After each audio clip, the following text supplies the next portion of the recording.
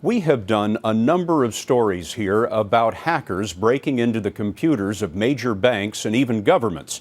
But turns out there is a little-known crime wave in this country, with cyber thieves reaching into thousands of places you wouldn't expect and carrying away a fortune. Armen Keteyian has been investigating. Through him, with him, in him. At St. Ambrose Cathedral in Des Moines, Iowa, a midday offering holds special meaning. It's gone. And so you have to kind of take a deep breath and, you have to trust in the Lord and identify immediately. What was gone, all gone, says Bishop Richard Pates, was more than $680,000 the diocese had just raised to help the homeless and abused women, swiped in a covert attack by hackers. Why would they do it at a particular time when we had, the greatest amount of funds available? The Iowa heist is part of the latest wave of cybercrime, account takeover fraud. In it, crime gangs, many located in Eastern Europe, target small towns, community banks, and civic organizations, which often lack high-tech defenses. Earlier this month, the town of Pittsford in upstate New York was taken for $139,000. In 2010, this public library in Delray Beach, Florida, got hit for $160,000. A New Jersey beach town lost $600,000. The heist begins with a technique known as spear phishing. In it, hackers lure an organization's financial officer with an email, a note that appears to be from a friend or the IRS, enticing them to click on a link. That click opens the door to a malicious software infection, allowing vital information like bank passwords to be captured.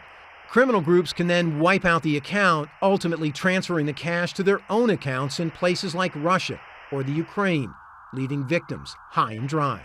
You're seeing a lot of this type of crime get reported now. Ron Plesko is head of the National Cyber Forensics and Training Alliance in Pittsburgh. Together with the FBI, it tracks breaches in account security around the globe. No doubt in our minds, definitely organized crime, some of the most notorious Russians, Romanians, and others. The FBI currently has more than 420 active investigations into account takeover fraud, opening 1 to 2 new cases a week. PayPal accounts. Cybercrime is now a big industry. We have credit card numbers that can be sold here.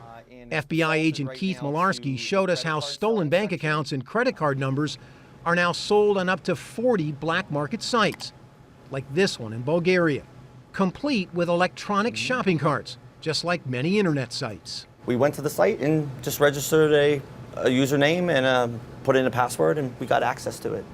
It's as easy as that. To be a disciple of the Lord. As for the Diocese of Des Moines, its prayers were answered when the $680,000 was eventually covered by insurance and its bank. Pittsford was not so fortunate. It's recovered less than $5,000.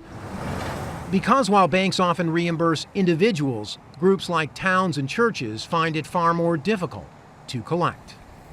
Scott, the FBI says hackers attempted to steal $230 million last year alone. Armen, if you're a church or a small business, is there anything you can do to protect yourself? Well, there is. The experts tell us that the best thing you can do is have a single computer devoted only to online banking. That is your best defense. A computer that's not hooked up to your email? Not hooked up to your email or really separate from a network. Thank you, Armen.